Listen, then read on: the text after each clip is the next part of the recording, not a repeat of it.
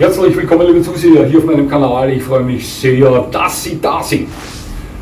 Ursprünglich hatte ich vor, dieses Video heute draußen zu drehen, zumindest den ersten Teil. Ich befinde mich am Grundstück meiner Eltern und wir haben aktuell gerade Sturmböen zwischen 80 und 100 km/h. Das hätte auch mein Mikro nicht gepackt, hätte ich es mitgehabt, was ich nicht tue. Also habe ich mich dazu entschlossen, das Ganze nach innen zu verfrachten in den Keller meiner Eltern und zumindest den ersten Teil dieses Videos hier zu drehen. Heute geht es um den sportlich beschützenden, führigen, unkomplizierten Hund. Gibt es diese eierlegende Wollmilchsau? Da sehen wir uns etwas näher an. Also, bis gleich.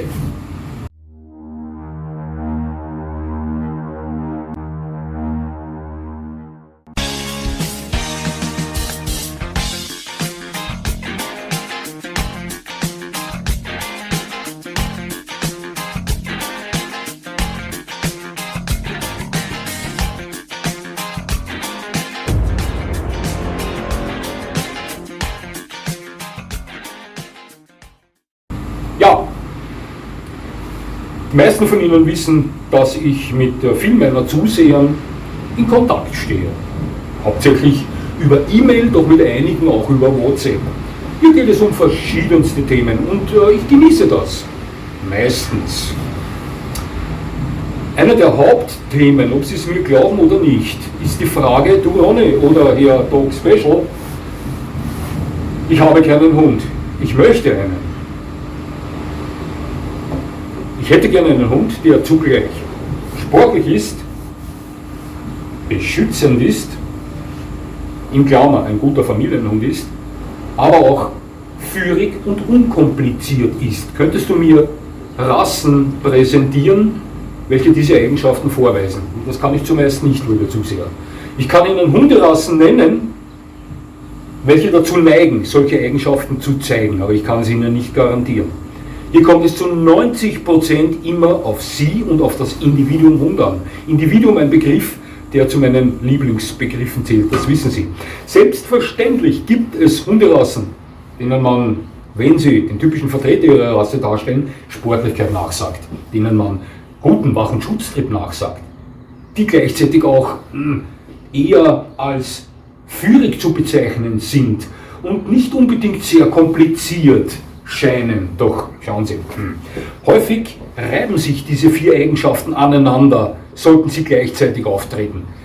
Hohe Sportlichkeit und gleichzeitig tolle Führigkeit. Da haben Sie viel Arbeit. Ein sehr fahriger, sehr leistungsfähiger, sportlicher Hund ist nicht immer einfach zu führen.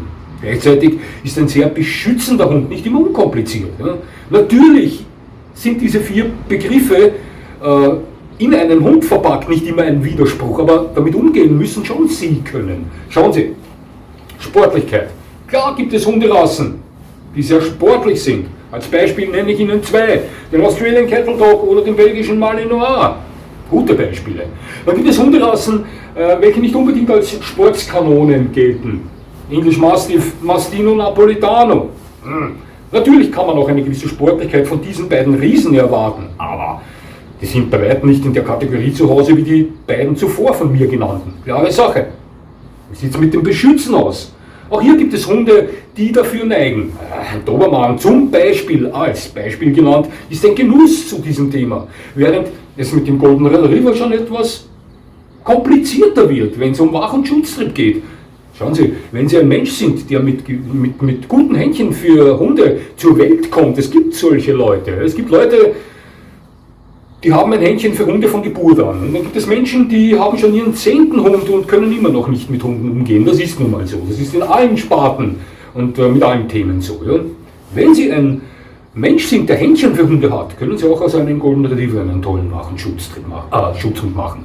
Ist so. Doch ist er dafür bekannt? Nein. Doch kann er deswegen kein Schutzhund werden? Sich nicht beschützend zeigen? Doch, kann er schon. Wie sieht es aus mit der Führigkeit?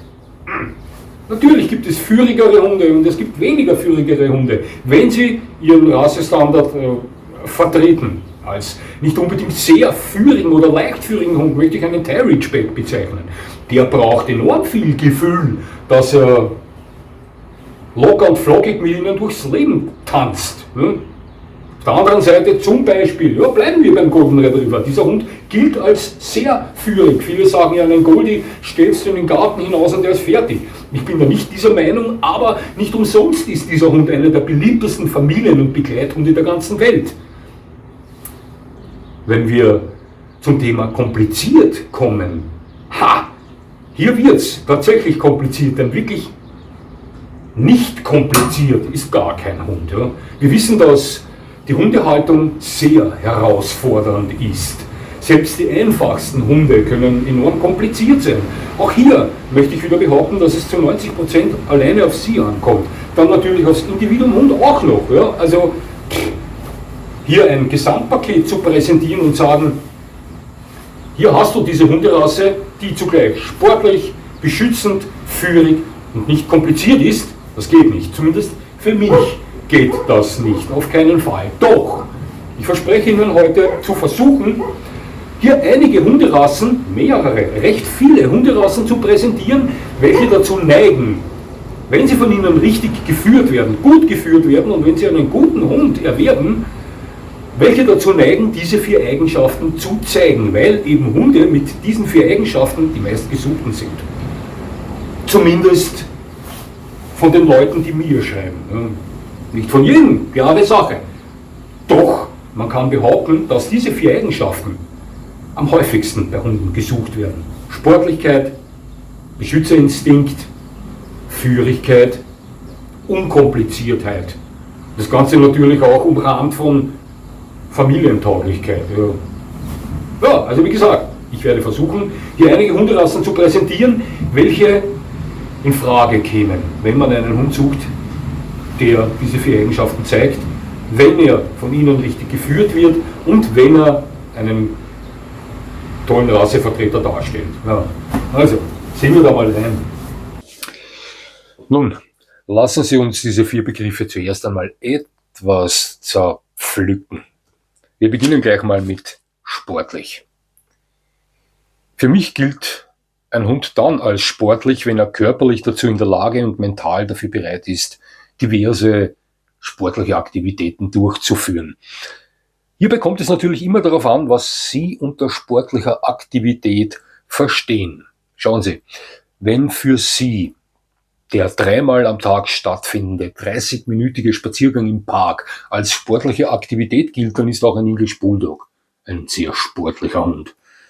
Wenn Sie bei Wind und Wetter bergauf und bergab mit Ihrem Hund durch die Wälder zischen wollen oder mit ihm am Abrichteplatz das volle Programm fahren wollen, dann ist der English Bulldog kein sportlicher Hund, oder? Ich glaube, da sind wir uns alle einig. Ich werde mich hier also mit diesem Begriff eher an Hunden orientieren, die im Normalfall anatomisch und mental dafür geeignet sind, auch herausforderndste sportliche Leistungen zu bringen. Ja, so viel mal zum ersten Begriff. Nun der nächste, der beschützende Hund, wird nun gesucht. So einfach und doch so schwierig das Ganze. Ja, schauen Sie, der Großteil aller geistig gesunden Hunde wird, wenn sie von ihren Besitzern gut behandelt werden, eine sehr starke Bindung zu diesen aufbauen. Diese starke Verbundenheit, dieses starke Zusammengehörigkeitsgefühl sorgt meistens dafür, dass die Hunde ihre Besitzer unterstützend reagieren, wenn diese in für den Hund klar erkennbare Gefahr geraten. Das ist so. Völlig egal, welche Rasse oder welcher Mix das ist.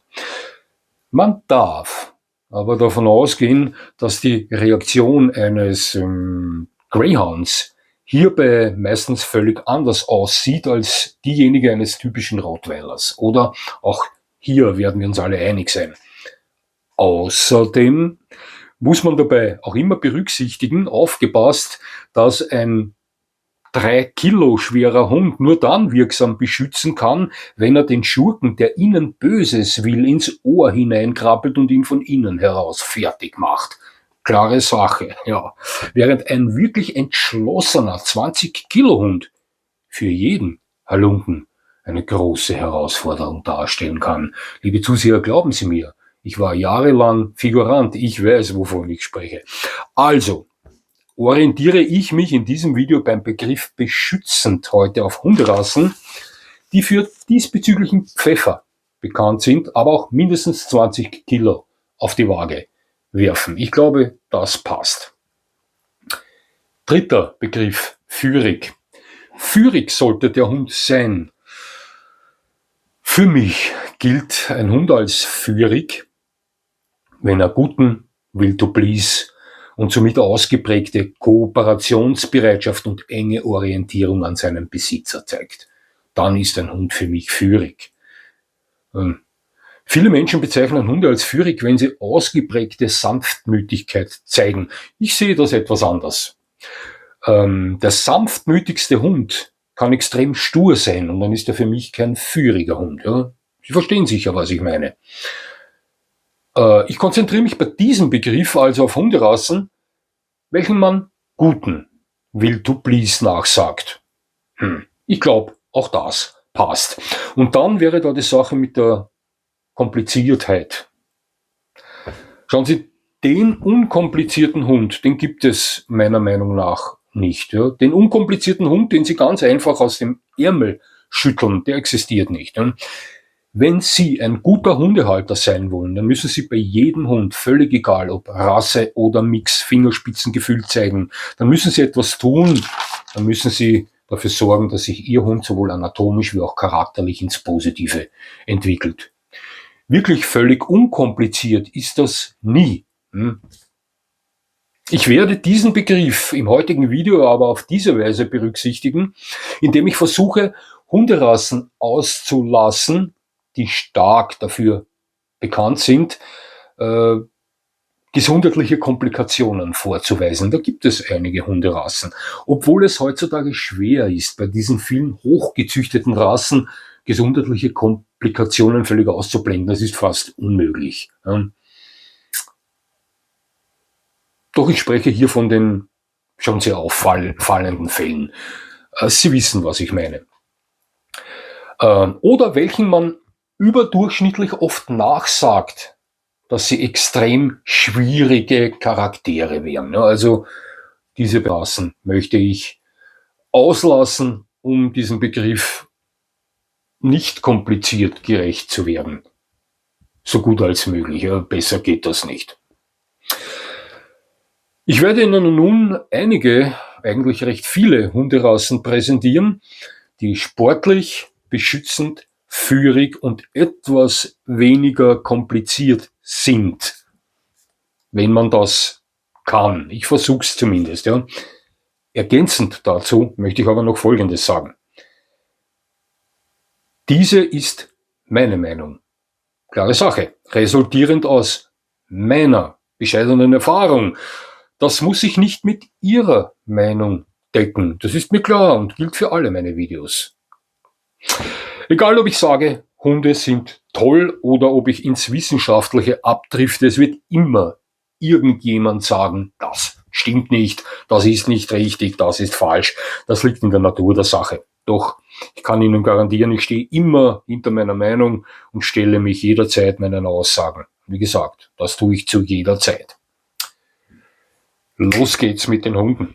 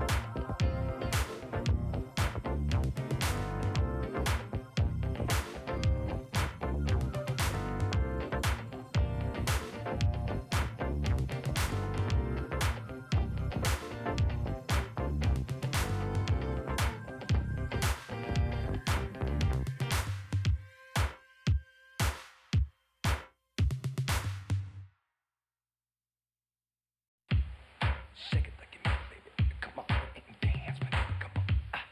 Shake it like you mean it, baby. Come on and dance with it.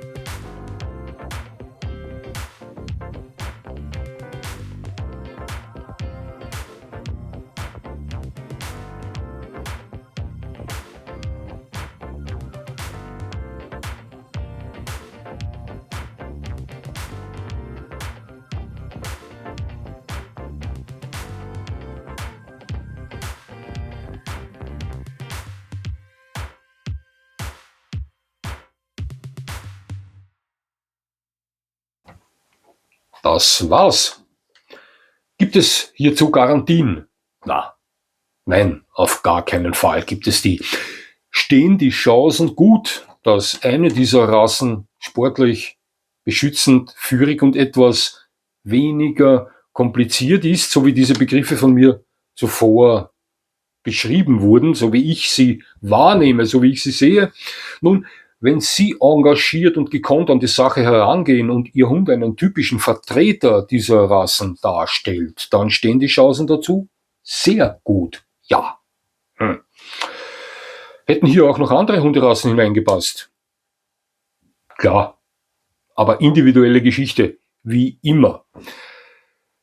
So, ich hoffe, geschafft zu haben, Ihnen mit diesem Video ein halbwegs interessantes zu präsentieren. Es hat mich sehr gefreut, dass Sie mir zugesehen haben. Ich würde mich natürlich freuen, wenn Sie mir weiterhin zusehen und jetzt wünsche ich Ihnen noch einen schönen Tag. Das war's schon wieder.